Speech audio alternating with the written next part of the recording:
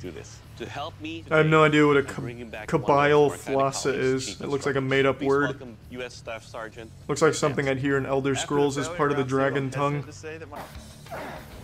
Shitty knife! Can't even slice this whiskey barrel in half. Or just a really weak man. Yes, sir. Again, I don't see how you could possibly fail this. I could go to the kitchen downstairs and grab a knife and probably do something very similar. And I assure you, Walmart employees are not handcrafting fine blades like this. Feeling saucy. Spicy Mike's is gonna cut through 40 apples even though there's only 10 on the table. That's how good his craftsmanship is. Oh! What? Will do. I will take your kelewang and deliver slashes and thrusts. Why are these guys dressed like they're about to go to the Renaissance Fair to hit on some underage girls? My blade's very sharp. I cut through probably half. Dress like actual blacksmiths, please. Plate armor and hair everywhere. For the dummies. Yeah, I think maybe the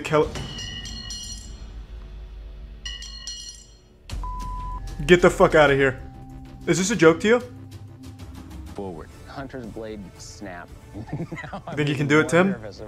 Tim's breaks on the first one. It breaks before it even makes contact.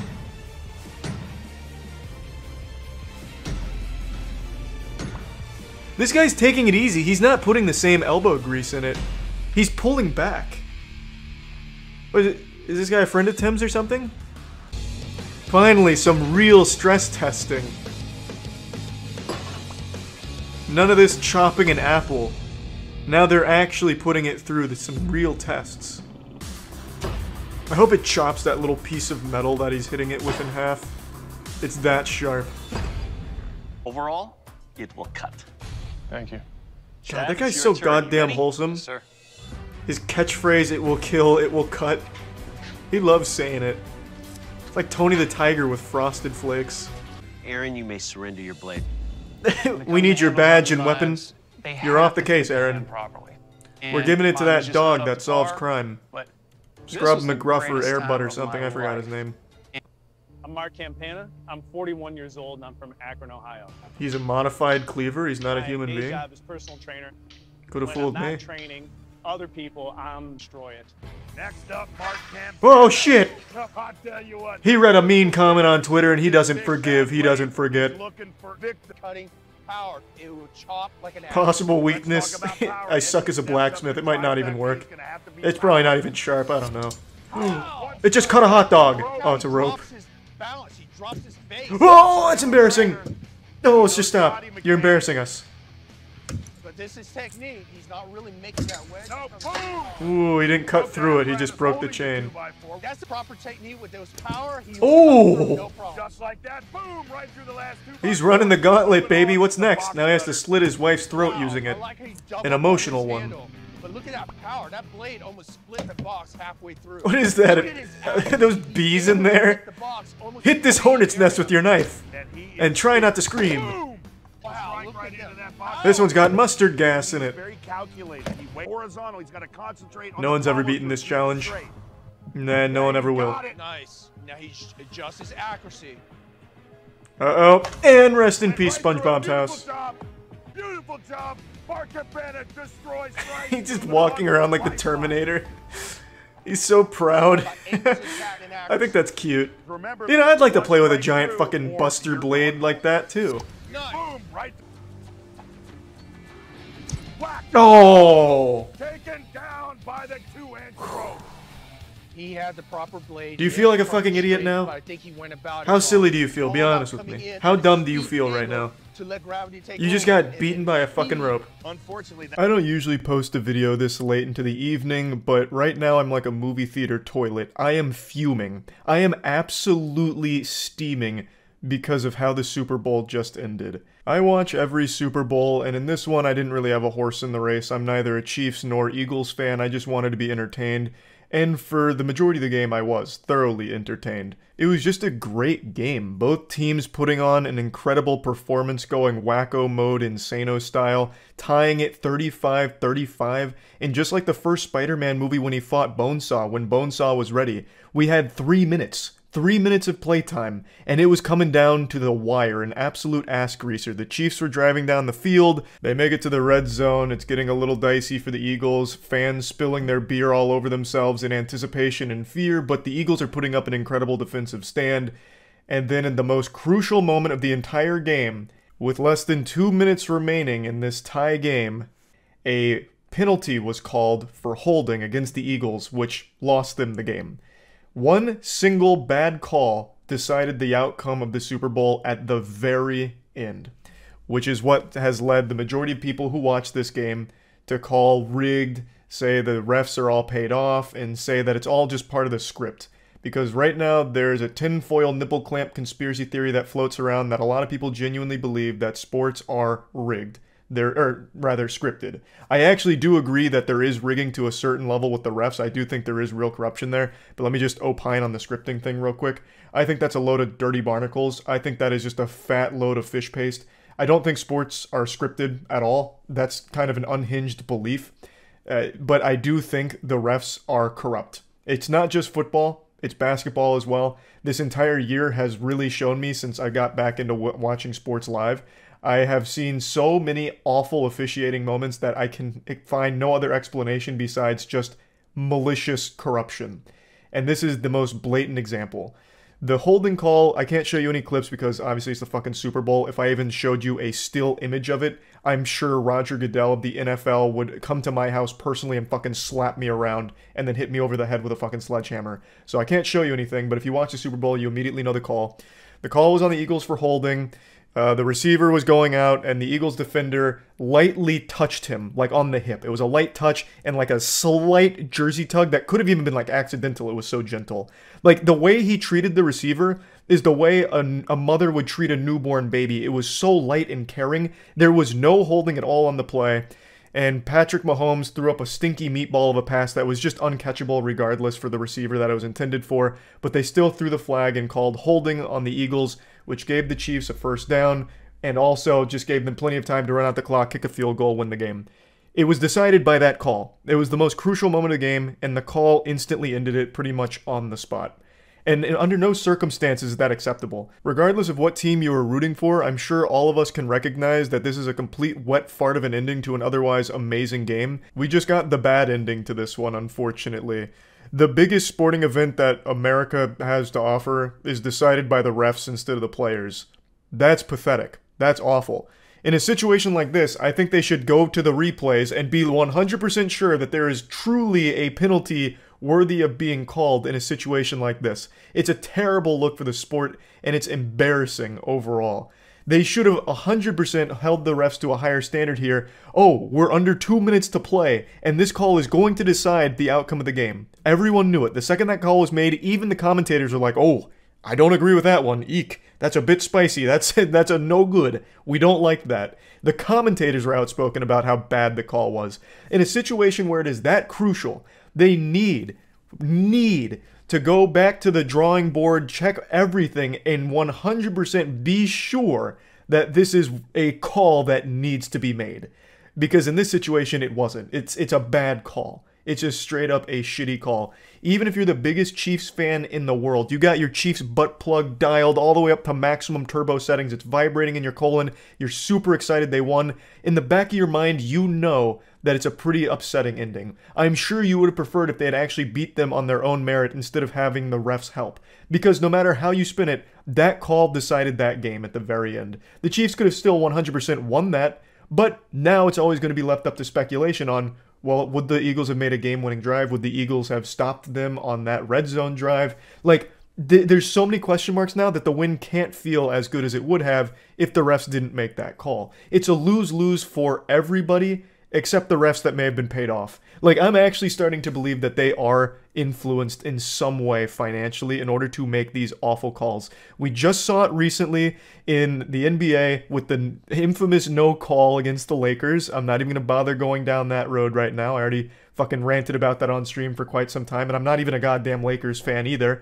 I just hate how awful calls decide the outcome of the biggest games. I just think that's horrible. Like, it's just bad. And what's even worse is there's really no incentive to be good at your job as a referee. Like, if you do well, cool. If you do poorly, there's no repercussions. Like, some of the worst refs of all time are still currently refs. Like, at the biggest, highest stage. I don't understand why they have so much leniency in situations like this, and so much power, too. This is a call that should have been thoroughly looked under with a microscope 1,000 times. Bring in a third-party investigation unit for this call tonight. Like, have them double-check. Bring out a fucking forensics team. I don't care. It's the biggest call of that game, in the most crucial moment of the entire game. Really do your due diligence to ensure that call is legitimate and necessary. Because you do not want a game to wrap up the way this one did. It causes nothing but turmoil, and it ruins the entire thing. The Super Bowl was amazing, all the way up until it wasn't. At the very last 2 minutes, less than 2 minutes. It's craziness. Can't believe I'm actually making a sports ranting video, but my family and I were having so much fun watching the Super Bowl, and when that call was made, collectively all of us let out an audible groan in frustration, and it took the wind out of all of our sails. None of us are Chiefs fans or Eagles fans. We didn't give a fuck who won. It was just such an amazing game, and to have it in this way is deflating. I can only imagine Philadelphia Eagles fans right now. But anyway, I just wanted to vent about all this. Also, I'll tackle one more thing that I've already seen pop up a lot, where it's like, no, it's technically a holding no matter what. I mean, I just disagree. Like, even with the way the rule's written and the way that it's typically enforced, it still doesn't seem like a hold. His movement really wasn't impeded at all, and the ball was still pretty uncatchable anyway, so it's not like it would have had a huge impact on the outcome of that play in particular. So even if you want to argue that technically it's a hold, it's still a call that doesn't need to be made, especially given the magnitude of the game, because that call ends the game on the spot when you make it. This was the most important moment of the game. This was pivotal, and that call being made instantly decides the outcome of the entire game. Their fate was sealed the second they threw that penalty. So I don't think that it needed to be made, nor should it have been, because I don't think any games should be decided by a penalty like that. It's fucking pathetic. It's laughable, really. And that's why a lot of people are screaming rigged, because it did decide the winner of this match. No matter how you argue it, they won immediately off of that call. So it's just a real shame. And yeah, I just kind of wanted to talk about all of that. That's about it. See ya. We're in for a treat today. Mike's gonna jump a car. He's gonna do the big car jump. Friggin' rights he is. So is it like Evel Knievel, but behind a Walmart? Dish in here. That's not exactly the most extreme of ramps. The car he's jumping. Oh yeah. Oh baby, never mind. Friggin' rights he is. Holy shit. He's gonna goose it. Fucking madman! Boys. No one's ever jumped that and survived. Oh god, no, don't do it! Holy shit. No hesitation! Holy shit, Mike! Mike! You drunk already, aren't you, buddy? A little bit, a little bit. I'm not. He's not drunk, he's just excited. Oh, That's the classic Ray right there. I want to jump the monster truck with my lawnmower. We're gonna friggin' hold you. Ray! Ray! Don't let the armor weigh you down. Ray's fine. Ray's taken 10 shotgun slugs to the chest in that armor. He's fine. Kermit the friggin' Frog. Fucking right he is. Fucking right he is. Here he goes! Ray, floor it. Get the pedal. Ray, hit her wide open. Ray! Oh, Ray! Showering the place with rocks. Wrong car. Hope you didn't dick her, Ray. Yeah, baby, here comes Ray. Oh, shit, Ray! Excellent work, Ray. Can someone get his real car out there so he can jump that next? What technique? My god. Evil Kahoo? I only know Ray Knievel. That's a good camera angle. And he stoved her in. Are you okay, buddy? Man, these Canadians. I love the way they talk. Cardboard box, eh? Or you would have got deckered. I missed her. You missed the board, bud. You're too deckered. Yeah, no, I'm not. My name's Ray, and I love Ray the Redneck Launcher.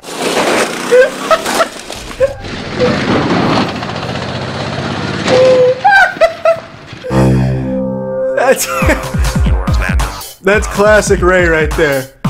Ray, you decked her. God damn it. If that fucking gravity didn't sabotage Ray, he would have left orbit. Ray was 10 steps above human ingenuity. He decked her.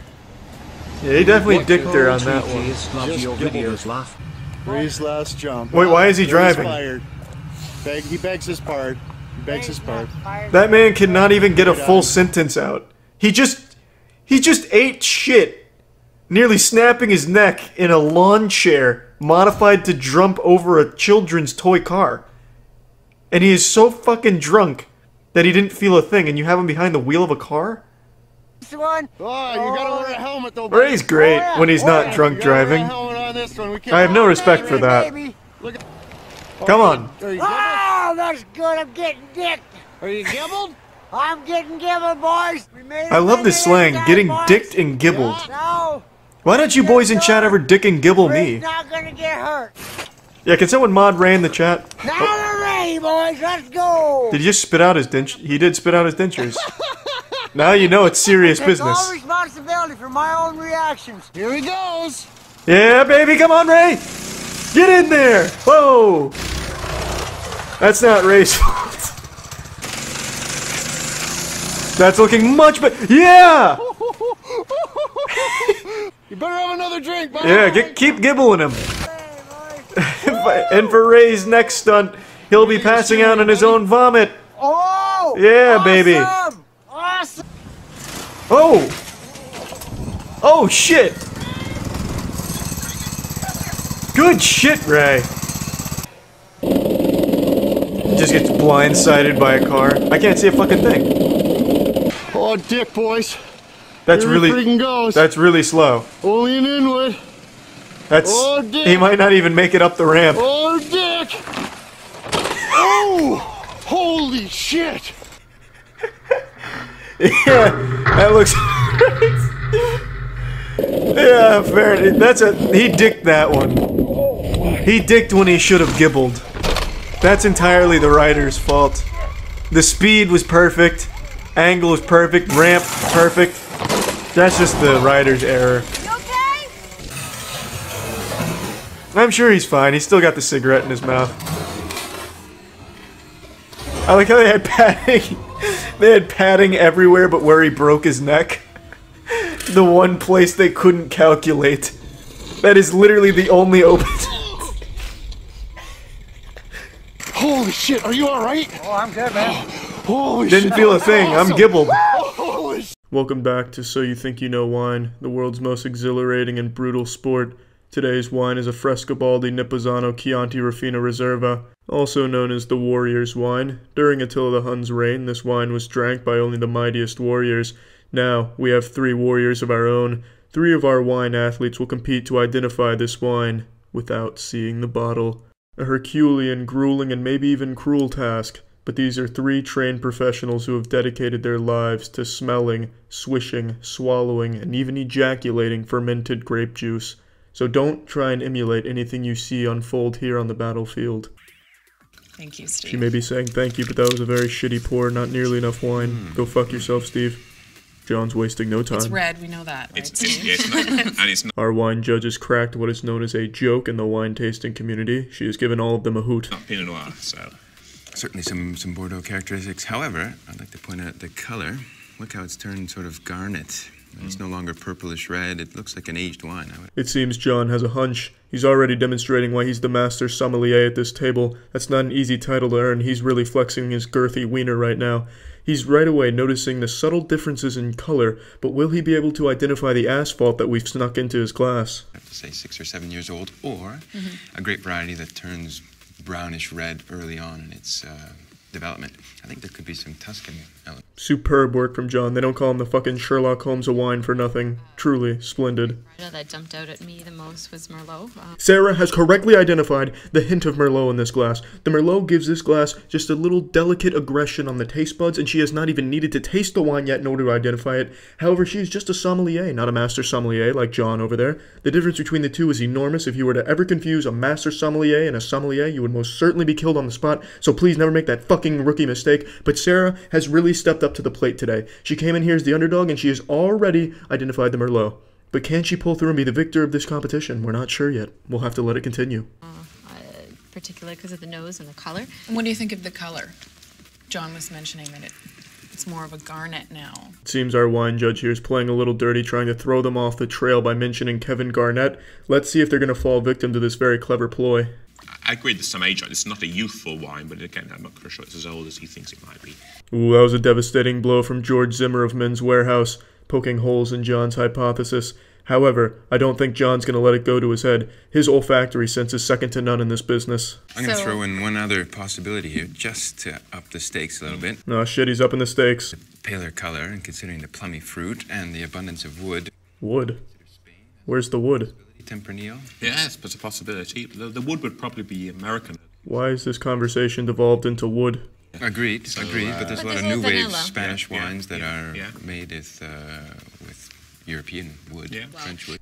He has fantastic wine twirling technique. However, I do believe he's barking up the wrong tree with his wood train of thought. He's going to need to get off of that if he's going to want to identify this wine correctly. The one thing about Merlot in the Old World, and if we are going to agree that this is an Old World wine. For the uninformed, I'll shed some light on this. When talking about Old World wine, what they're referring to is wine that existed before Godzilla was made. So wine that existed prior to Godzilla hitting the theater is considered an Old World wine, whereas wine that was made after Godzilla's theatrical run is considered a New World wine, or a modern wine, or dope freshness, or swagadelic sauce, depending on where you're located. It goes by many different names, however, those are the two distinctions between wine dates.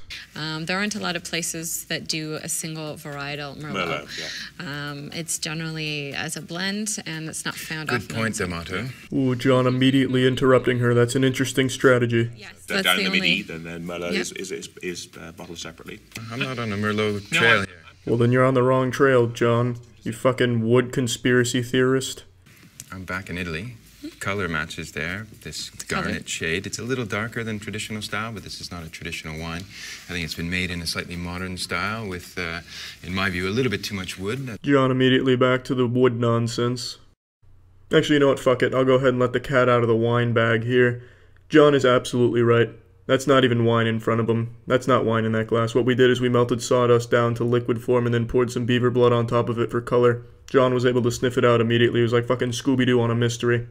That is why that man is a master sommelier. Sweetened it up with that vanilla, but all that red fruit, slightly tarry. Your Merlot dust is my Nebbiolo dust, the firmness of it. Damn, he's a true professional. He already mentioned the firmness. This wine is not only the firmest wine in existence, it's got a heaviness that's so light even a baby's nibbles could pick it up. Have the grape variety. So is it Italy or Spain? You smug, pretentious douche popsicle.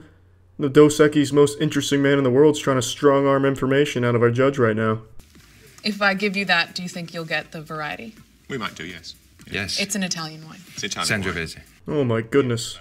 The fucking wine hound over here immediately gets it. Level of acidity. Here's my guess. Sangiovese with Merlot in it. I bet you this is Chianti Classico, and they haven't declared that there's 20% Merlot.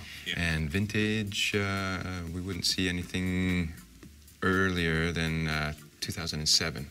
He's cheating. He's cheating. It's Chianti as well now. Now, in terms of Italian, because I always think that Rioja Tempranillo from Spain and Chianti Sangiovese from Italy are very similar. What the fuck are you talking about, you senile old man? Same role in those people's cultures and their food. And so I thought it was Tempranillo, Spain. I can easily be talked into, if you tell me it's Italian, that it's Sangiovese. Somebody please remove this Bond villain from the table. He's off his rocker. If there is a bit that's blended in here, and often is in this region, so I think that's a good guess, guys. Now the reveal. You did much better that time. So it is a Chianti. Yes. And it is a 2007. Yeah, and there is Merlot in it. So That's a good value. It's Frisco, yeah. I mean, stylistically, I think we're actually quite close. As you pointed out, these are all in the same sort of hemisphere of wine styles. Yeah, whatever you want to tell yourself before you go to sleep, pussy fart. Point is, none of you got it. You're all losers. Please leave this table. You've disgraced wine tasting as a community. Just remove your ass cheeks from this battlefield, all of you. And you call yourselves masters, sommeliers, and wine educators. Not even one of you said a single word about the brutal, violent generosity of the fumes of the wine as it entered your nostrils and embraced them with an ethereal taste of serenity, love, and aggression. None of you said anything about that. And how do you ever think you could have identified this wine without being able to sense those smells? How you passed your sommelier test is beyond me, but you don't deserve that title. Thank you for joining us on this episode of So You Think You Know Wine. Obviously, they did not know wine. Not at all. These fucking Neanderthals had no clue. And I'm sorry. In the wild and wacky, deranged world of family sports, there is no end to the lunacy. I'm talking about novelty sports games for the whole family to not enjoy but pretend they enjoy together. I'm talking about things like horseshoe tossing and croquet. Today we'll be diving into this uninspired and unfun cesspool of activities with one of the worst ones I've seen called marbles. Outdoor games are a family tradition, but many keep you stuck in one spot, or can even leave you with a real pain in the back. That's always an important selling point in these products. You know, it's good for all ages. It's not painful for anyone, from the biggest bodybuilders to the most frail, glass-boned, paper-skinned people on the planet. Anyone can play them, and no one will have fun with them. However, in marbles' case, I don't see it being like a healthy alternative for people with bad backs or joints. They show this alpha male straining his back throwing a horseshoe, which I don't attribute to the horseshoe's weight or anything like that, unless that horseshoe is made from parts of Thor's hammer and it's just 500 fucking pounds. It's really the bending forward motion that would be hurting his back, which you still have to do with marbles, so it's just the same thing but with a ball instead of a horseshoe. Instead, how about you open a bag of fun with marbles? Designed for all ages and abilities, marbles is a fun outdoor family game that's perfect for all ages, similar to lawn bowling. And just as fucking boring as lawn bowling. Notice how the man with the bad back who just threw himself into the hospital with the horseshoe is now doing the exact same throwing motion but with a ball this time. A horseshoe doesn't weigh very much. I think they weigh like a pound, maybe 2. Granted, I'm not the most seasoned veteran when it comes to horseshoe throwing. I'm not over there fucking my sister in Alabama and playing horseshoes at Thanksgiving. But from the limited exposure I've had in that sport, I've noticed that they're not very heavy even when I was a toddler. So I don't think it's the weight, it's the throwing motion, which is the same from marbles to horseshoes to cornhole. Marbles doesn't require a dedicated court or setup. To play, start by tossing the point ball underhand. Then alternate turns throwing the balls, trying to get them the closest to the point ball. After all marbles are thrown, the player closest to the point ball scores. Now be honest, I know you're foaming at the mouth, scratching at the neck, needing your marbles fixed after hearing how this exhilarating sport functions.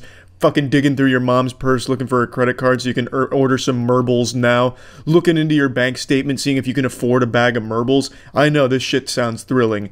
And also, it can be used with literally anything in the world. It doesn't have to be marbles balls. You can just grab fucking tennis balls and just designate one with like a Sharpie as the point ball. Not that I'm trying to teach you how to pirate marbles or, you know, do-it-yourself marbles or anything. I'm not trying to give you like knockoff marbles. I'm just telling you, there are workarounds here, loopholes to getting your marbles fixed without needing to get the official licensed brand of marble balls.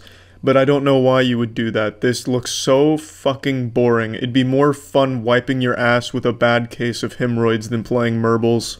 Whether you're at the beach, campground, tailgating, or in your backyard, marbles will brighten up your day and get everyone excited to play. It will not do that. What marbles most likely will do is act as a band-aid for a shitty family relationship where the father, the son, the wife, and the daughter, they're not all on the same page. All of them not exactly fans of each other, but maybe once a week, maybe every Friday, the father forces the family to play marbles in the backyard to try and bond, but it only makes them drift further apart. Marbles is also just a horrible fucking name. It sounds like Leif Erikson Day from SpongeBob. Hinga dinga durgan, marbles, SpongeBob, marbles. Unlike bocce, marbles are light, buoyant, more dynamic, and can be played almost anywhere. In fact, using the terrain to your advantage is half the fun. Ladies, I know that trick shot just made you wet, but please calm down your thirst. That marbles expert is taken. Each set of marbles comes in a heavy-duty toteable canvas bag with the instructions printed right on it. Ah, there it is. The Holy Scripture, the 10 Commandments of Marble. Each marble set contains balls for 2 individual players or teams. Marbles are a hit wherever I take them. I bring them out at family reunions, when the grandkids come over. They're easy to play with and will give us memories that'll last a lifetime. Now this is actually a very powerful testimony. Unless you're living under a rock, then you're probably familiar with the legend Chip G, Hall of Fame marbler. Often referred to as the bad boy of marbles, he was rumored to have performed cunnilingus on over 20 women at the retirement home where the last marbles championship was held. So him coming out here saying how much he loves marbles, that is something not to be taken lightly. But I do have to say, I think Chip is being a little too pretentious here. Marbles aren't exactly going to give you memories to last a lifetime, unless you're playing strip marbles with your family and grandma loses and her fat, flabby titties come out and you're still like 9 years old. Then maybe that'll stick with you for the rest of your life, and marbles is definitely going to be a negative thing to you from now on. Marbles' lightweight design ensures that they're gentle on your joints and shoulders, and much easier to transport than cornhole, bocce, or horseshoes. Perfect for RVs, car trips, tailgating, and more. And if you're traveling with any of those games, you're already no fun to be around, so you might as well add marbles to that. They even make a great gift. Marbles, open a bag of fun. So call now to get your set of marbles today for just $49.95, only through this exclusive TV offer. That's a fucking ton for just some little light balls. When I first heard that number, I was blown away. $50 for what is essentially just 7 balls that any balls could be used for? That's a bit insulting, but who am I to question the marbles brand? That shit's probably made out of unicorn hide. But yeah, anyway, maybe I'm wrong and this will be the next huge sport. You know, right now we're in an esports craze where all kids growing up want to be professional gamers. Maybe in like 5-10 years, kids growing up are going to want to be professional marblers. But only time will tell. That's it. See ya. Is a Matchbox sponsored by Guitarded and Broke. I'll do Mr. Mom's Racing. Chicane to the track to the final round. Let's go, baby, Mr. Mom's. Andrew Nixon and MJY5 side by side. This is aggressive. First turn. MJY5 pulls ahead going through the chicane. Holy shit, how are they so fast? Little disappointed with Mr. Mom's, not gonna lie. Mr. Mom's Racing having some problem with that car. They're stuck over little disappointed. Somehow, I have the unbelievable ability to always choose the worst competitor. MJY5 leading down the ramp. Arrested more in second, and he wrecks. Mr. Mom's is once again stopped. Meanwhile, this man's going full Ricky Bobby and hitting it backwards. Woo! Drivers looks like JD 439 and Mr. Mom's If Mr. Mom's can finish one lap, I'll consider it a victory. Let's go, Mr. Mom's! Woo! Last place again immediately. We took the inside though. He's slowing down around 2. We didn't finish again. Up to second. That turns a real doozy for us. Alright, Mr. Mom's, this is the one, baby. Let's crank in the nitrous. We're in second to last, and we didn't make it. I think I saw us going backwards. Nope. There we are. Stuck again. Can we check on Mr. Mom's? Is my driver drunk? Mr. Mom's Racing having all types of trouble with that car. That car sucks ass. Man, 3D bot maker, really impressive. Impressive production. It's really the Marble Olympics of Hot Wheels. God damn, he even has off-roading? Well, off-roading? Rally cars? Paul R. No, boo! Another shitty car. He'll also be driving for sub 4RA racing. Jesus. If you really want speed, get like condom wheels. That shit'll glide. That looks like a premium model. That might be one of the rarest ones, the Millennium Hot Wheels car. Oh, huge! Oh, no speed. Oh! Oh! What a shame. That looked like was there debris on the course? Did we grease it down properly? Did we hit a spike trap? Oh, what is this pathetic thing, Herbie? What's Herbie doing here? Where's Lindsay Lohan? Besides meth. This is terrible. No chance. He's driving a fucking ice cream truck. Oh, ew. And he's killing spectators. You seriously? It's time for round 2. I'll be honest though, I'm pulling for Hungarian Polar Bear. I think he's only here as a joke, but I really would like to see the underdog squeak it out. We got Skrillex on the track? God, the production here is crazy, man. Fuck. This is good. Welcome back. You're watching the 3D bot maker die. Let's go, Hungarian Polar Bear. I'll wager 5 gift subs Hungarian Polar Bear finishes 7. I have a good feeling about it. And I'm feeling like betting. Fuck the winner, I just care where Hungarian Polar Bear finishes. Stephen King is unbeatable. And he's going up against my boy Hungarian Polar Bear. He only has 2 points. Kingslayer, let's go, Polar Bear! Come on, baby! Yeah! Oh, wow, this is sad. He is sucking his farts. Holy shit. Is he driving the speed limit? I think he's going for it. He's got the speed! What the fuck is this? Hey, we finished! Yes! Did you see Yeah, baby, we finished! We did it! I'm just happy we survived. Wow. That was big. It was big. It was big, yeah. Incredible. But watch Hungarian Polar Bear. Just grease in there. There he is! Yeah! Woo! Let's go, Polar Bear! Yeah! Yeah! Shit. Stephen King out in the lead again. The Hungarian Oh, we're so fucked. Can he do it again? Oh god! No! Was that an earthquake? What took us out? God damn it! What the fuck happened? Oh, I see. We went for a grind for bonus points. That's not bad. That's not bad. As long as Hazmat never finishes, we'll be fine. We'll be fine. This is a really slow one. Oh, this is looking good though. Just don't finish again. Do Hungarian Polar Bear a favor. No! Please, tell me that was the Audi. For the love of God, please tell me he bumped him off. Nope. That looked like a little more than just some. Our only chance is Freckles fucks up really hard. After the break. Like, you know, he gets hit with like a fucking blue shell or something. If Freckles doesn't finish 1 lap, Hungarian Polar Bear gets 7th. And I win my bet. Let's go, Freckles! Please fuck up! God damn it! Tell me someone's been feeding this man alcohol. Yeah? Oh, he's getting fucking dusted. Oh, he might not even... I'm pretty confident. Yeah, we're safe. 7th place is looking good. He didn't make it. But I think what we're seeing here is Thank you, Freckles. What happened to Freckles? Round 1. Good. Keep it up. Keep it up, baby. As we've seen today, that first jump is I hope Freckles' side just gives out into a sinkhole or something. On the outside lane. He's got a big lead going over the bridge. Let's see if he can handle the second turn. No! Block him! Block him! Yes! Yes! Sudden stop. Was not able to 7th place for Hungarian Polar Bear. That is going to put him down at the bottom. He threw the race. I like that. He took a bet too, and he said, "Fuck it, Charlie, I got you." A tough break for Kid Do Not.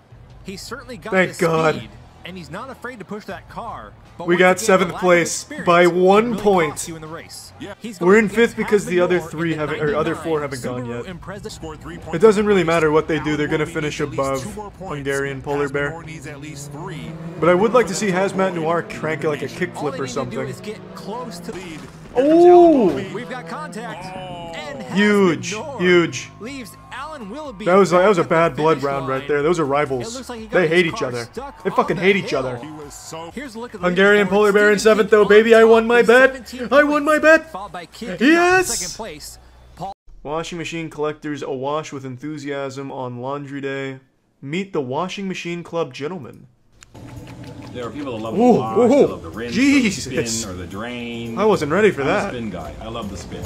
God damn. There it goes. Laundry day.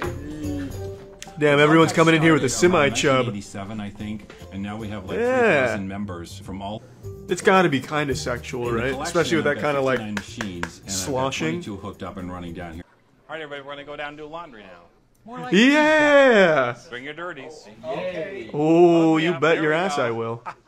You want to do this one, Mark? You want to try this? All right, get your Oh god, Mark, you're not ready for it. That's a 1975 Dyson Extreme Turbo Blower. It's like Christmas morning. No one's ever finished a full cycle without coming in their pants. Is this your treasure and Speed Queen? Speed Queen? Those were outlawed 40 years ago. Here we are, Paul. You get to pick a machine now. Holy shit. It's like Willy Wonka's chocolate factory for washing machines. For what are called wash-in. I waited my whole life for this. 15 of the faithful. Fuck yeah, Mark. I waited my whole life to watch you put that shit in there. I love the sound this one makes. It is melodic, like a chorus of angels. That's the Speed Queen for you. I thought I was the only. This combo is a favorite. Wow, that's the pounder. That's the pounder. Exactly. That is the pounder. 1957 Black. I can see why it's your pride and joy. In charcoal, with the distinctive and. I'd never leave the basement in this case. You'd find me sitting on each of these washing machines all day. Oh yeah, 100 RPM. That's the fastest one that was ever made for a top loader. Really? Yeah. That shit's about to travel back through time. The only pair in captivity. It's gonna send those clothes back to Jesus Christ or something. That's pretty. And how many machines do you have? Oh, 60. near 200. Whoa, Jesus Christ. Next washing machine club meeting is at his house. GE Good 27S Jow Space Maker Washer Smelly Dirty Laundry. It's definitely a fetish. Oh yeah. Okay, guys. An hour and a half? I'm just here for the action, baby. I don't need the foreplay. Fire that bitch up. Far be it from me, but this doesn't seem overly effective. Oh, we're cranking it up now. Hold on a second. I might have spoken too soon. Holy shit! Do it! Come on, you slut. Start spinning. Does it take an hour to fire up? Like, what is this? Oh. Oh, don't tease me. No. Oh, God. Oh, just giving me a taste. Stop waterboarding the clothes. Spin. You lazy whore. Spin for me. This washing machine.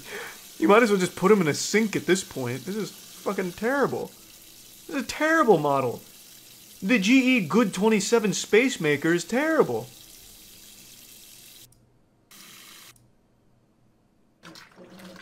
Oh, he's got the speedometer out. We're going 34 miles per hour? 34 miles per hour has never looked so fast. It's like it's speaking to me. All that filth is just melting away, dissolving under the immense rotational pressure and hydration of the Space Maker washer. Is this really as fast as it goes? Can we crank this up to the, you know, extra speed? The DLC speed package or something? Oh! The centrifugal force! This is how the astronauts train. God, good lord! Fuck, it's hyper jumping. Jesus Christ! No, don't slow down on me. Increase the speed. I can still see some stains. God damn it, no! I can handle more! Oh, the G-forces!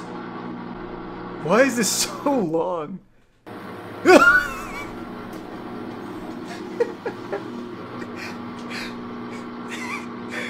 I can hear the cameraman moaning.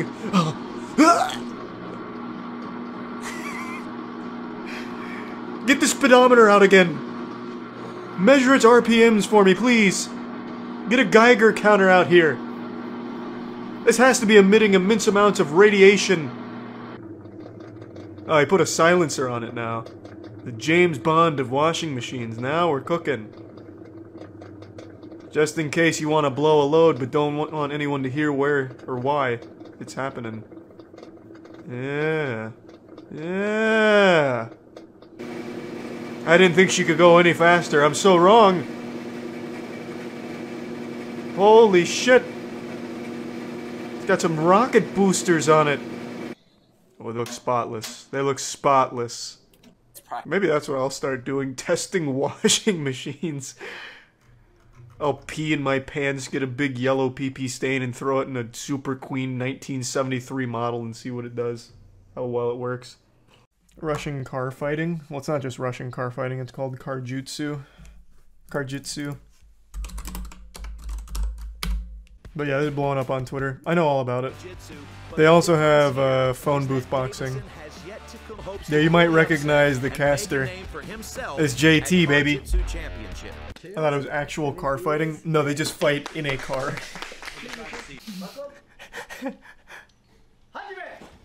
Oh, right away, oh goodness gracious, he got the unbuckle. The unbuckle record there. And blocks the seatbelt of Davidson.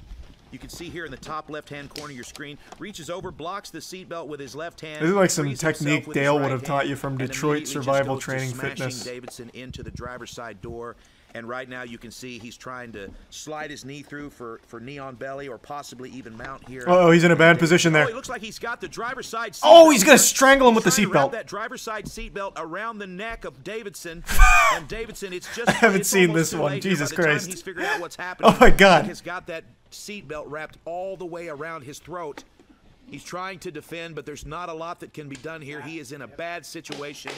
And yeah, that's rough. That, Raymond Felton wins the... Davidson doesn't look This is happy, barbaric. You don't know the meaning of the word barbaric. And you can see here in this is civilized. Here, Felton right away gets to smashing, and as soon as he action sees the movie combat, to grab that seatbelt, he grabs the seatbelt. You can see right Wait until here, he hits the he's ejector starting seat. to push it across. Good job, Ray.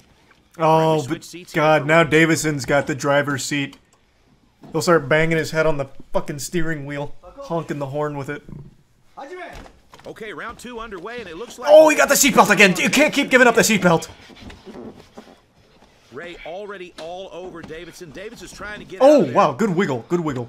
Oh, He's fighting that's hands rough. with that front headlock. That's the go. Not a lot of room to work. Maybe throw him inside through the sunroof. Okay, oh! making a little bit of space here Good recline, good recline. The passenger side seat. Bill gets caught around his left arm, and currently... Well, he's in a good position right now, though. He's got that, like, squatting lotus technique going on. Oh, that might be all she wrote. Ray's got quite a bit of experience into it. Takes a submission. Oh, he's going to the back seat. Oh, you can't give up the back seat. What that means essentially is that Davidson has... If there's one thing I've learned from Salt, to secure a that Angelina Jolie movie. He will lose the match. If he can get his right oh God, fake taxi's popping off. Seconds, he can recline the driver's side seat. No, it doesn't look like Ray's going to let that happen. Full mount? I think Ray would rather give up his back here, and that's what's happening. Davidson taking the back of Felton. Damn, what a turnaround. Naked choke. Doesn't look like they're both absolutely exhausted, and it's almost 90 degrees inside the car. It is a miserable... Oh yeah, they didn't even turn on the air conditioner. Oh no! The safety lock stops Davidson. And it looks like Ray heard the safety lock and then grabbed this. It's going to happen. This is like but wrestling, but with also doing the hot car challenge. Davidson can try and secure something here, but he doesn't have any time to finish. No, there's no time to finish here. Tap.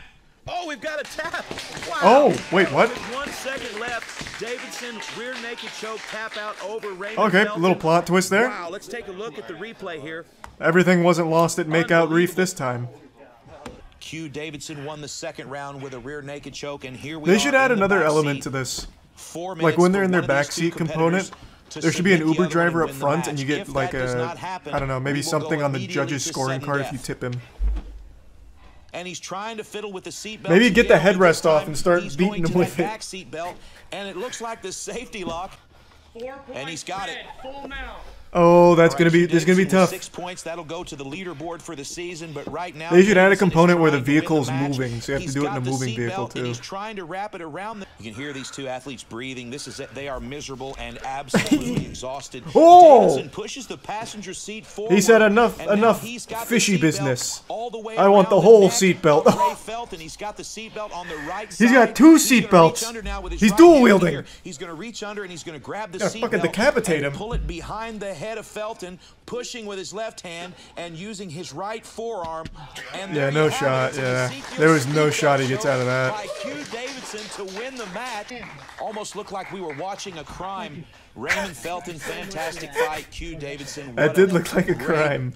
It was like murder footage. Win. Let's take a look at the replay here. Edison versus Punisher. Okay, just one more quick one. With a name like that. Oh god, he's got the door open. He's gonna fucking start slamming his head against it. Slamming the door into it. Oh, here he goes. Oh, jeepers! Side of the car, oh, fuck! He's thrown Sam out. Oh god, they even broke the windshield. What the fuck happened? Jesus, wait, this one's crazy. And there it is. 4 points, red. Oh, what?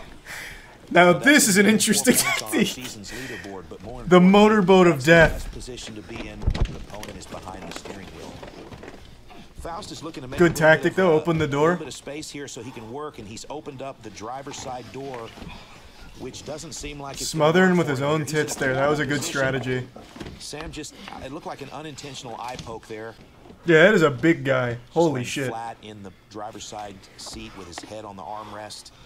Maybe put a finger in his ear. Lick your finger and put in his ear a little wet willy. It'll stun him. Sam's looking for that right All's arm. fair in He's looking for the Karjitsu. left arm. Oh Sam's god. just hunting here, and it doesn't We've look like got to there's get much something available, but cooking he's in here. great position. Come on, Rance. Get your finger and like go up and down on his lips. Give him one of those.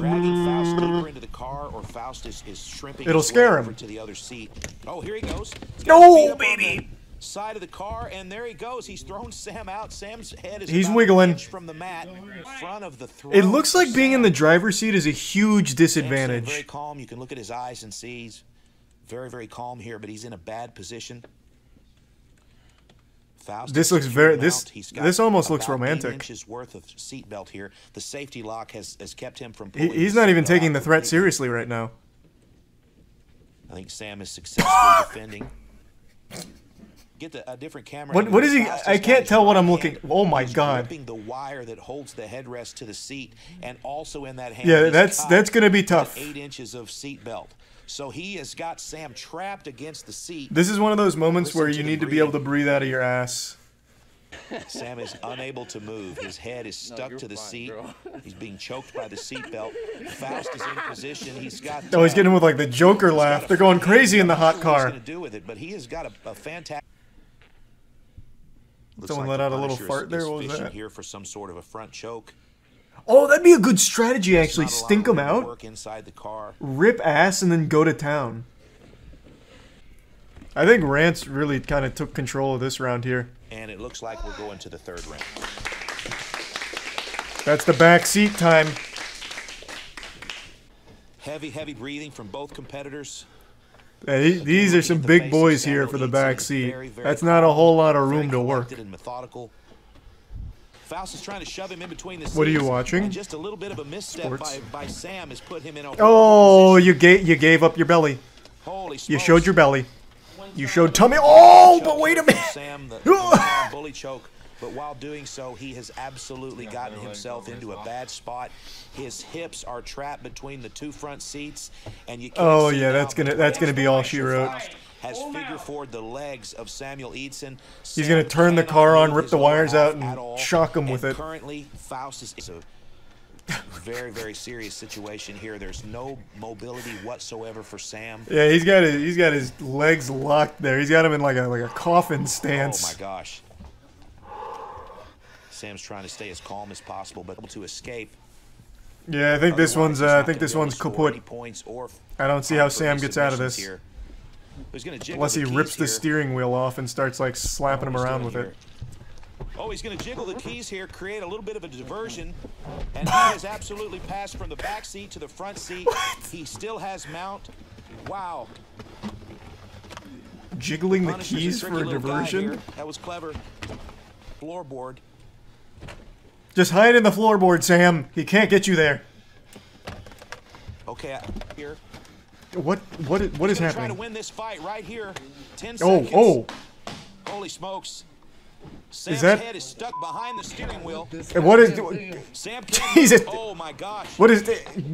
Jeepers creepers. Sam and Faust has in the match. Rance the Punisher Faust by submission.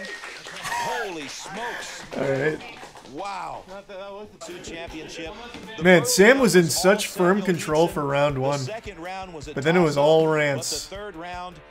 You know how much I love goofy sports in all shapes and sizes. I was going ballistic for the freestyle lawnmower obstacle course championship that happened a few weeks back. Like, I get into really silly sports. I love that shit a lot. And I figured it's time we look back on history and admire the most brutal and silliest sport ever created, X-Arm.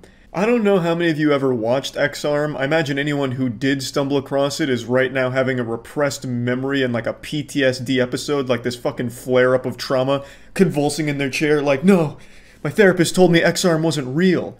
X-Arm was something that was started, I believe, in 2008. It was the combination of MMA and arm wrestling and pure fucking chaos. It was a beautiful disaster of an idea. It never got popular. I think there was only 4 episodes ever filmed, and they never made it to TV or anything. They were hosted online. They just ended up getting fucking thrown in the cum dumpster online, and they surfaced on YouTube back in the day, and that's how I found it. But basically, it was taking arm wrestling to the highest possible extreme you could think of, aside from just like putting your arms together and then shooting each other with a gun. So the idea was you'd have your arms taped around each other and you'd be able to beat the shit out of your opponent until they either die or pass out. Like, pinning them didn't work because it just wouldn't. No one tried to pin. It was just a battle to the death. I actually made a video on X-Arm like 6 years ago, I think it was.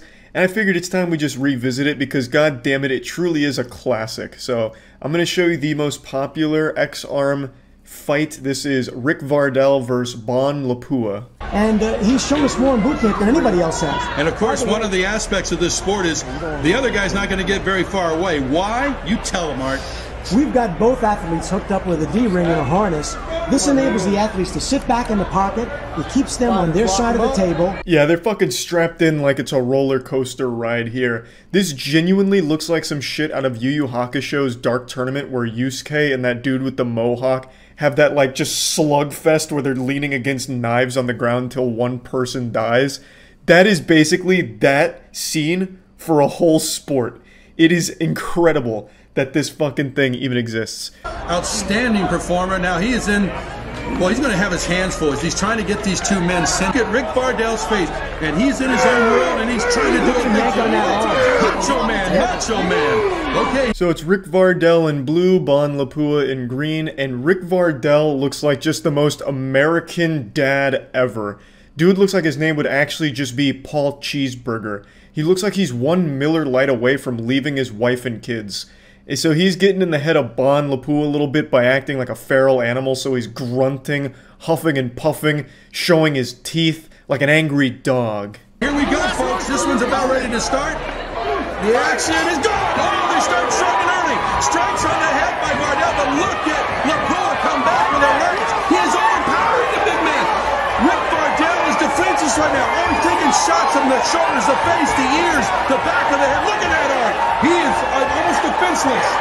I'll tell you, Vardell looks like he wants no more. Look at the shots. He's coming over. I don't mean to blue ball you by interrupting here, but just look at the fear on Rick Vardell's face as this flurry of fucking meat hammers is coming flying in, just getting clobbered. His survival instincts are kicking in, fight or flight mode, and he's trying his best to run away, it seems, but he just can't because he is literally hooked into that podium, so he just sit there and take the punishment. He's doing the hammer shot. And there is Vardell's arm on the table, scoring pins. What does he do best? He pins people. He's a world arm wrestling champion, but right now he is getting mugged. He's thrown his game plan out, Gary. Thrown it out completely. I have not seen him strike yet. Lapua coming down. Oh my goodness. He's trying to throw an arm bar. He is. He's throwing an arm bar.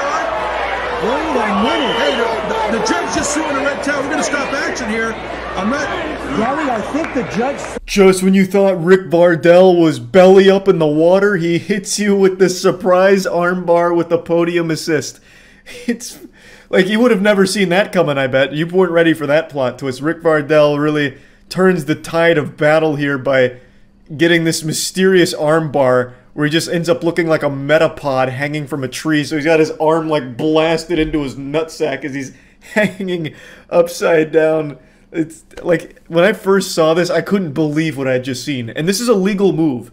The only reason this got broken up is because his armbar form was so bad that the referee panicked that his arm was just gonna blast through like a compound fracture.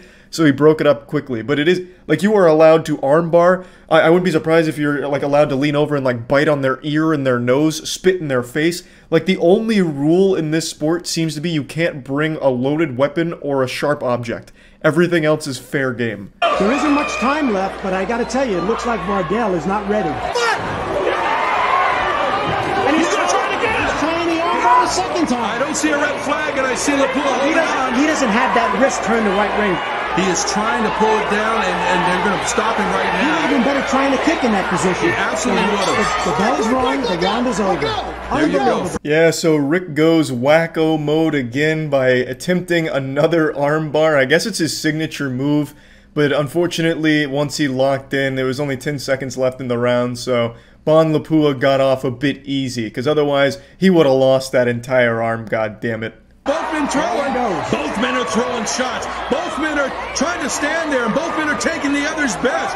This is incredible. Now, this is the best action I've seen from Vardell. He's hanging in there. He's saying, okay, you've hit me. I felt what it's like. Now I'm coming back to you, big man. And look at the shots. And both are getting tired. Both are still throwing. Lapua trying to measure him, and he throws one off the top of his head. This is the first time I've seen Vardell with his arm off the table. Round 3 continues for a bit longer, and Bon Lapua wins.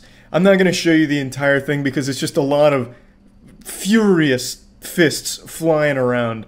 I just wanted to show you this sport a little bit because I often think about it when it comes to goofy sports.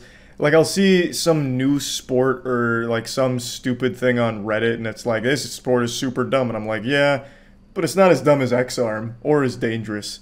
Like, I always compare every dumb sport to X-Arm. Like, it is the gold standard for me for silly sports, and I just wanted to, again, share this with all of you, in case you don't remember X-Arm or have never seen it. That's about it.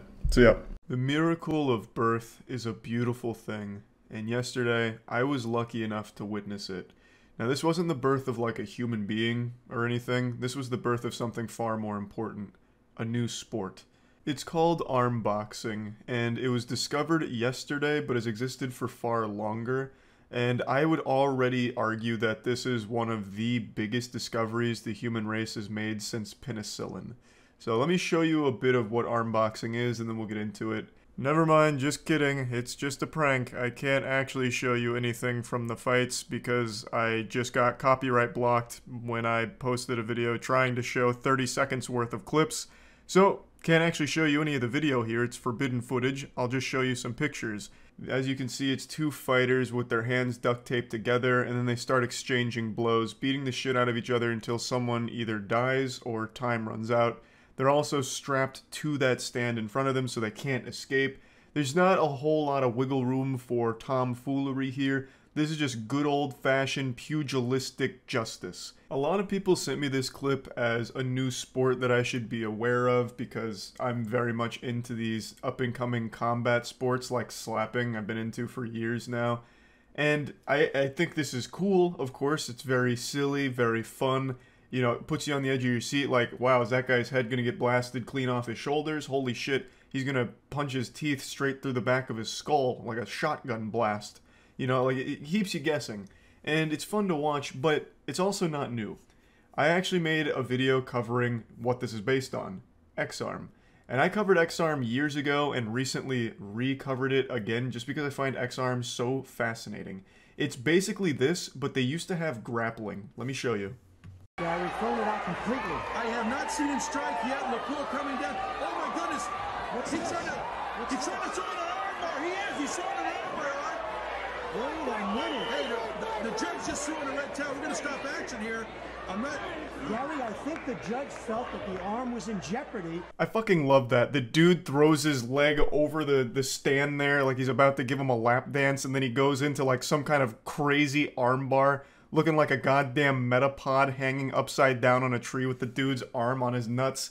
Like, fucking amazing. X-Arm was so goofy and fun. I think there was only ever like 3 episodes of it. I already forgot now. But it wasn't super popular, faded into obscurity, and most people don't remember it. But clearly it's been brought back in some capacity here. because arm boxing is obviously borrowing some DNA from X-Arm, but it looks like they got rid of the grappling component there. Probably for the best, because that shit could get so wacky. So that the guy in the blue in the clip you just watched who looked like an alcoholic G.I. Joe figure, that guy could have caused serious damage to the opponent's arm. Like, he fucking got it into a crazy twist. He damn near did like a crocodile death roll on it, snapping his arm clean off. So I think grappling was probably a bad idea for X-Arm off the get-go. And arm boxing recognized that it's also not super fun to watch unless you're trying to have like a good belly laugh at it. So to me it seems like they took the best part of X-Arm and just did it again. Which is fine by me. More X-Arm is fantastic news. Hope you're ready for some more fun. Instead of just showing you an actual clip, I've got a couple screenshots. But maybe if I just string together enough pictures here, it'll be like a little flip book. Honestly, I'm starting to warm up to this format here. I think this is better than watching the video of the fight. This is like a manga. This is cool. You can see how difficult it is to throw actual meaty, meaningful punches when you're strapped down like this and unable to really get your body behind it.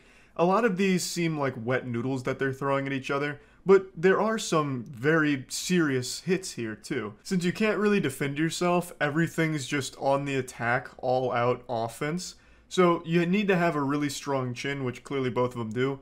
But you're going to see a lot of wild flailing here, especially from the guy in the blue trunks. That guy went for like a spinning back fist. It was like he was doing a Rob side B from Super Smash Brothers. So, you know, sometimes you just get desperate to land hits. You turn your brain off and just start like doing this like a windmill attack, like out of Simpsons, where, you know, I'm gonna walk at you slowly and if you get hit it's your fault, that kind of thing. Because you have 1 minute, you can't use one of your hands and you just have to just keep punching as much as possible, so things are gonna get sloppy. And I think that's the beauty of it. Coming up towards the end of the match here, you can really feel the high octane adrenaline pumping throughout your body now, I'm sure. These are important screenshots though. In fact, this one right here is one that I wanted to specifically talk about. This is when he starts just wailing on his opponent's arm. So that strategy you saw him employ briefly at the end there is something I thought about too, where he started like hammer fisting on his opponent's arm. I think that's just the most efficient strategy, because his arm can't move. You're duct taped together. You will always land hits on his arm. It's kind of like leg checks in MMA, where you just kick the other person's leg just to weaken them a little bit as a bit of a nuisance. You know, and then they have to block with their shin. It's just mutual assured destruction. It hurts both people. This is much better than that, because you can just always hit their arm over and over and over again. They can't really defend it. They can't dodge it or anything. They don't have that kind of mobility. Unless, of course, they're like quadruple jointed and can do like a full 360-degree spin at the elbow joint or some crazy shit. They're not going to avoid it. Like, it's just not going to happen. So instead of just getting into the standoff and going for head strikes, you could just keep hitting their arm over and over and over again until you like break the arm. There's also one more match I wanted to at least touch on, where it was like a grudge match between these two. After the guy on the right won, the bell rang and this guy continued to just fucking play his head like a set of bongos. The guy on the left just got completely overpowered immediately because the guy on the right had the fastest fists of all time, so he started to like shield and curl up, so they called the match off. But you couldn't stop this absolute demon. So as he's like cowering in fear here, damn near in the fetal position, he continues to just bring down the fucking fist onto the back of his skull. This one in particular is extremely aggressive. I don't know what went on between these two, but there's definitely some bad blood there. I guess the guy on the left must have fucked the other dude's wife or something, because they seem to hate each other. He was going for blows to the back of the head after the bell ring, and they'll just straight up kill someone. This is like damn near attempted murder at this point. I felt like I was watching an episode of an anime where the main character just snaps and loses himself to rage and just goes fucking like a flurry of fists until his opponent's dead. Overall, I do find this sport entertaining. I think it's an enjoyable, goofy sport, but I don't enjoy it nearly as much as slapping. Slapping is still always going to be my baby. I absolutely love watching slapping, and I enjoyed this, but I don't see myself being like a long-term fan of this sport. But I do appreciate it and hope they stick with it. They have a whole TikTok page dedicated to it now, and it seems like they've done a few fights. Seems like also a pretty professional setup as well. They've got like a nice stage, you know, they've got a good, you know, belt plus chain link to the stand. The duct tape seems high quality. So I think there's a bright future for it. People clearly find it fascinating at the very least. This clip went super viral on Twitter. Has like 8 million views right now. Their TikTok absolutely exploded as a result of this as well. So I guess we'll see what the future holds. Maybe it'll just continue to improve and get better.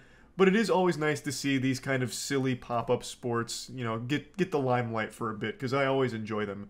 What is it? ESPN The Ocho, where they have like all the crazy sports no one's ever heard of, and they're just all wacky. I'm a big fan of that kind of thing, so I'm excited to see what the future holds for arm boxing.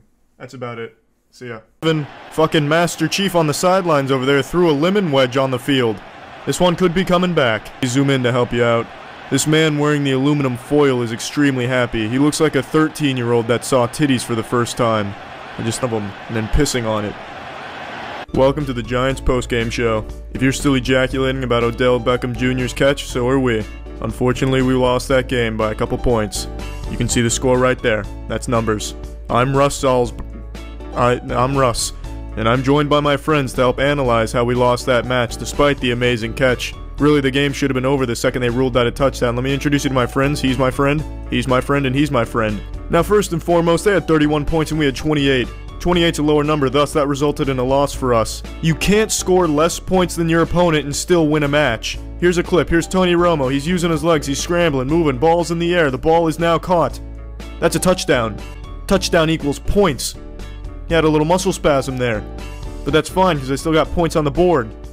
You see, how do you get points on the board? You get touchdowns. How do you get touchdowns?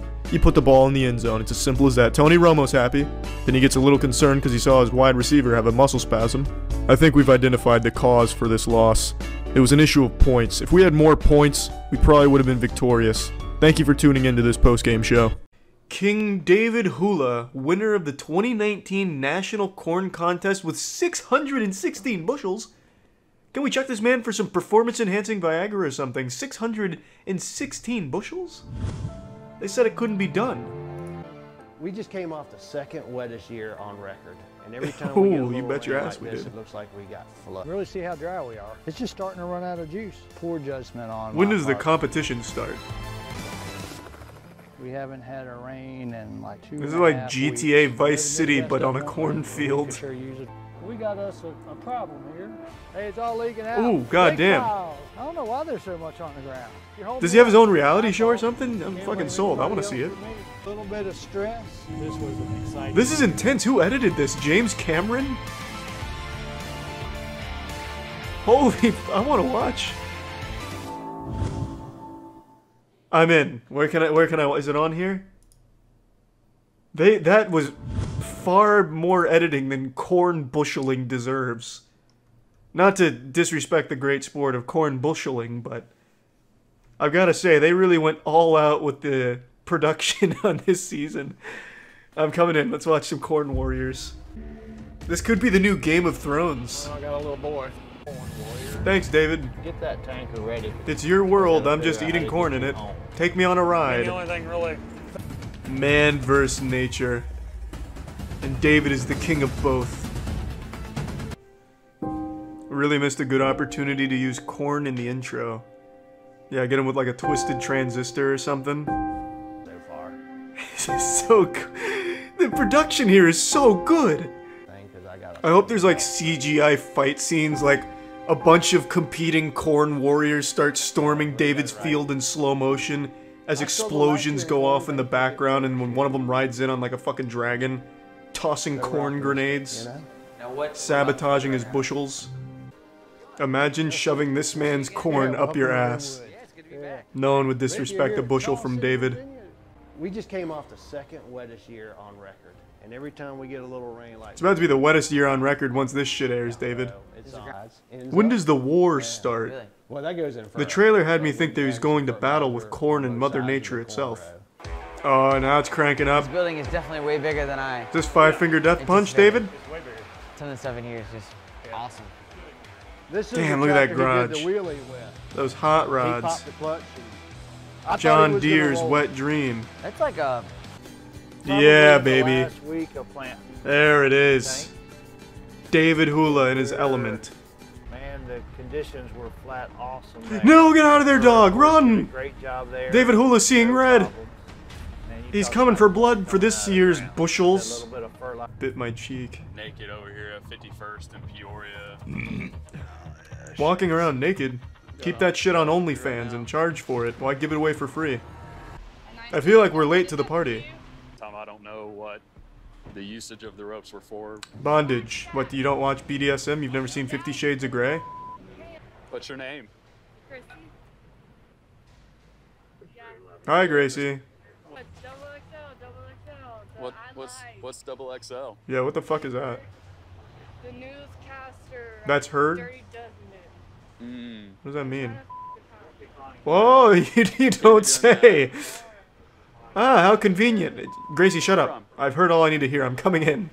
Maybe she'll admit to what she has been on or what she has. I don't think she possibly can. She's dirty dosening, dozening Katie Couric's or something. I don't think there's any way you're gonna get like an actual sentence out of her. She wasn't gonna go to the hospital. Get checked Oh wow. out. Was she doing she's not magic gonna be charged tricks? with anything today. Restaurant Rampage, eh? I'm gonna take a guess. It's a Little Caesars. International bodyguard event.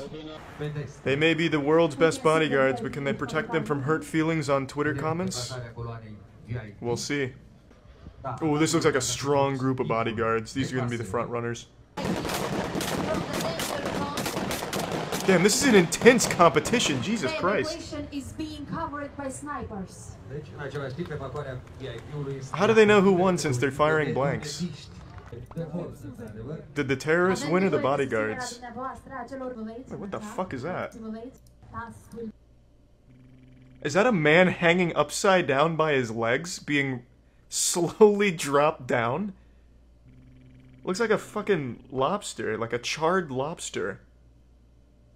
I feel like this was just like an accidental casualty and this man is really dead. How is this bodyguard competition shit? Oh fuck! Round 2! An entire new team entered the game. This is an intense sport, Jesus Christ. Good getaway. A lot of amateur bodyguards don't make that turn very well. Which team was that? Was that TSM? Oh, this is gonna be big. The terrorists are gonna roll in on a full fucking tank. How are they gonna take care of this one? Or maybe like a helicopter, like an attack chopper is gonna come in firing blanks at them. Then they do it Hobbs and Shaw style and throw a chain in the blades. It's like synchronized swimming. This is cute. It's like figure skating. Oh, this is graceful. Oh, yes. Where's the music? Can we get some Nickelback or whatever people figure skate to these days? Wings of an Angel? Lips of an Angel? This is fucking awesome. This is the best goddamn sport I've ever seen. Why isn't this... Well, I can probably... Actually, I can venture a guess why it's not in the Olympics. Hello, Charles.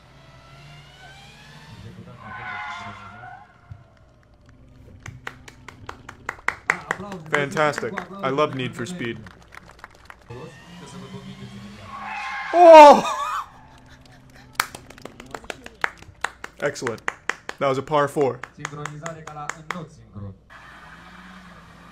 Oh, we're gonna have a joust? Bodyguard joust? Ooh, he hit the cone. And he was fired on the spot. If you hit the cone in the car, what's to say you don't hit the president in the car? Do they have like tennis ball boys run out there and put the cone back before the terrorists get there and light it up again? Oh, what is this? Bodyguard's getting stinky out here with this beat. When does the Rainbow Six Siege match begin again?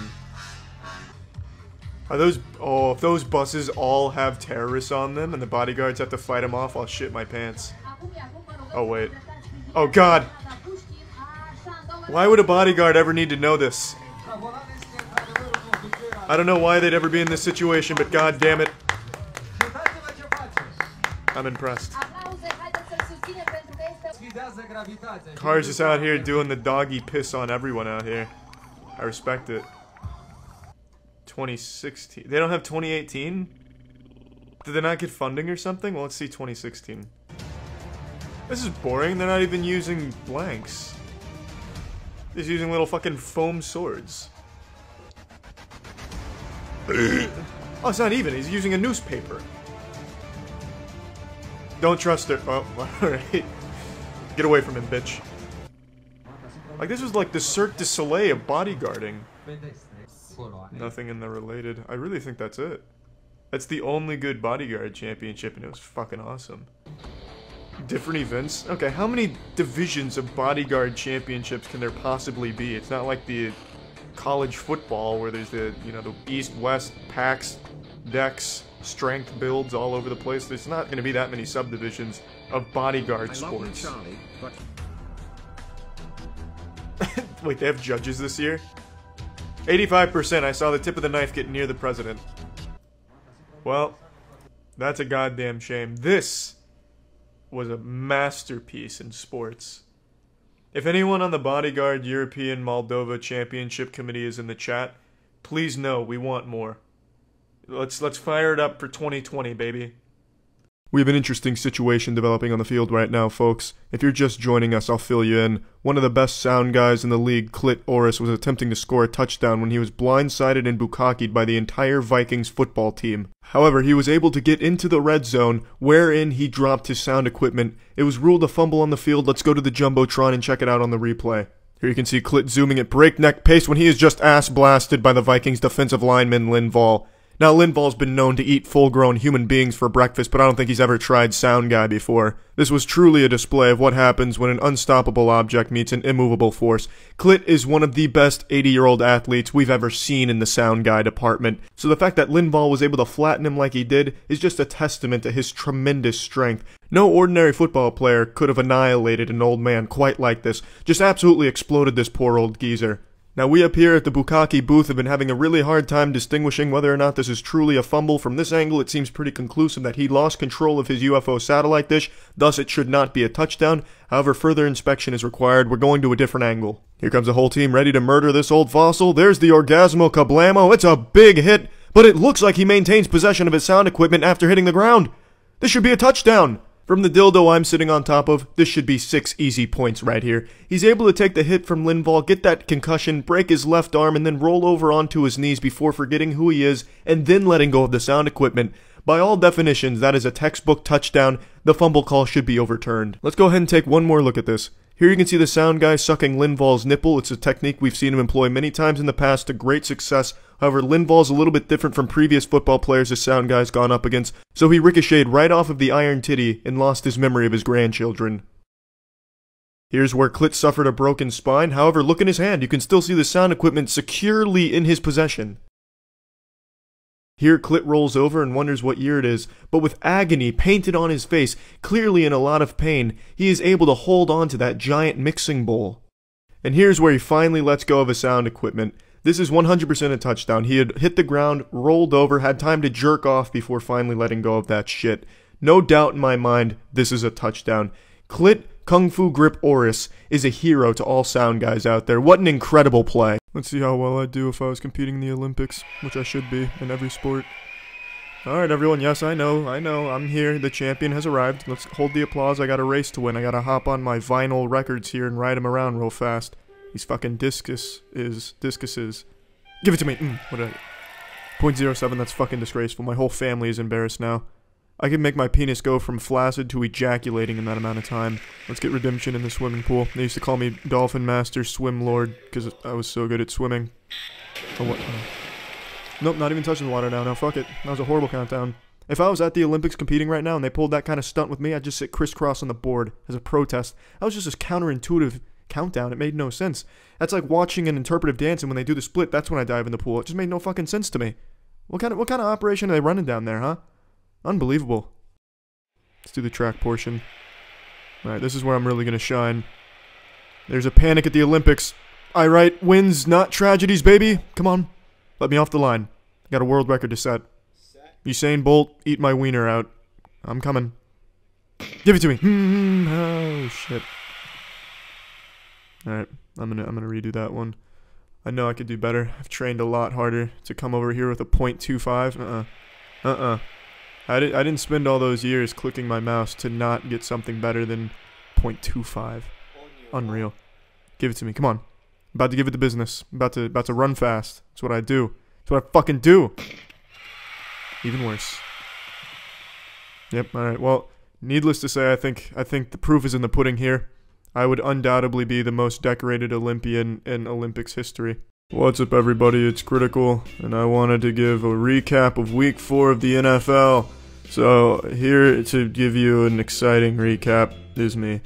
I'm in a fantasy football league for a $20 entry, and there's like 30 people in the league or some shit like that. Maybe there's only 5, I'm not sure, but there's some money involved here, so I've been kind of paying attention. I haven't watched any of the games or anything. I've just been looking at the point leaders and noticing that I have none of them on my squad, which is probably why I'm 0-4 and have lost 3 out of my 4 matches by a margin of 100+ points. But regardless, I'm very invested in the sport. I love when the pigskin gets tossed around and touchdowns are scored, points go on the board, asses are slapped for congratulatory meanings. And I thought, you know, who better to recap the NFL accurately and with enthusiasm than the super fan of the NFL, me. Now, unfortunately, I didn't have the expressed written consent of the NFL, so I'm unable to show you any actual footage of the games, since the NFL treats any unauthorized display of NFL matters as though I've lit a kitten on fire, or I've fucked Roger Goodell's daughter, or I've done something just truly heinous. So instead, I'll be showing you a video that I found while searching YouTube for 2 minutes called Best of High School Football 2008. Now let's dive right into it, or should I say, hurdle, since we're talking about football. Hurdling is a move commonly used by running backs. So, the Colts lost to the Jaguars 27-30. I believe this is the Jaguars' first victory since 2003, so a big orgy is in store for the people down there in Jacksonville. Also, on an unrelated note to the actual game itself, Blake Bortles is my quarterback in fantasy, and this is the first time he's actually gotten me more than about 3 points, so I'm pretty ecstatic about that. I still lost by an extremely large margin, but that's a-okay, because the rest of my team is basically middle school players. The Bills blew out the Patriots 16-0. Tom Brady had this to say following the loss. Damn. The Lions lost to the Bears 14-17. FoxSports.com writes, Matthew Stafford and the Lions offense was held to 263 yards and no touchdowns. Man, that explosive offense was really contained by the Bears' even more explosive, nuclear, cutthroat defense. Great job, Bear Nation. No surprise coming up here, the Browns lost to the Redskins 20-31. Now, if you don't follow the NFL that closely, I'll go ahead and get you in the loop. The Browns are to the NFL what Captain Boomerang was to the Suicide Squad, just absolutely useless in all possible areas and is just there to make everyone else look better. But good news for Cleveland Brown fans, Johnny Manziel hasn't died of overdose yet, so that's always good. Now I'll go ahead and do this publicly just like LeBron James did back when he was deciding between staying with the Cavs or going to the Heat. This is going to be Charlie's decision. Fuck it, yeah, I'll play for the Browns. You guys need new talent out there. I can't offer you that, but I can offer you about the same thing Johnny Manziel did, which is absolutely nothing. You could even give me a cool nickname. Instead of Johnny Football, I could be Charlie Foot and Balls, because I have both of those. And then just put me in a uniform, let me stand on the sideline or something. I'll even work for free, it doesn't fucking matter. But moving right along, the Seahawks beat the Jets 27-17. Ryan Fitzpatrick threw 3 interceptions. What a fucking child. Get him out of there. Get him out of there. Riot in the streets. Down with their quarterback, I forgot his name. Raiders beat the Ravens 28-20. Raiders beat the Ravens 28-27. Zoinks, that one sounds like a real nail biter. I can't even imagine the levels of testosterone everyone was feeling during that showdown. Here's my favorite game of the week. Falcons beat the Panthers 48-33. This is my favorite game because the person I was going up against had Julio Jones on his team, and he's only the 6th player to have had a 300-yard receiving game in NFL history, which is great and perfectly timed because it was against me in fantasy, leaving me absolutely no chance of winning, which is okay because I didn't have a chance to begin with. I basically drafted NASCAR players to play on my fucking fantasy football team, judging by the points I get per week. The Texans beat the Titans 27-20. That's cool. Cowboys beat the 49ers 24-17. There's a picture here on Fox Sports of a man teabagging another man. Well, actually, it's less of a teabag. He's kind of going over him, but his nutsack is on top of his head pretty much. The Cardinals beat the Rams 17-13. I forgot the Rams were still a fucking football team, so that's kind of cool. That's a wake-up call, I guess. Saints beat the Chargers 35-34. Man, another real close showdown. Goodness gracious, holy fuck. The Denver Broncos spanked the Tampa Bay Buccaneers 27-7. Normally the NFL stands for National Football League, but for the Buccaneers it might as well stand for no fucking love, because no one goes to their games and no one roots for them, no one cares about them. And I know this because I'm from Tampa, and everyone I know, including myself, only keeps up with them just to see how bad they're doing at any given moment. But yeah, that's NFL Week 4 recap for you. I hope that was really insightful. I know I really dug deep in there and gave you the highlights and a real, you know, in-depth breakdown of each game. So now you're informed, and let's go, sports fans. NFL, yippee-ki-yay, motherfucker, yahoo. Alright, that's it. See ya.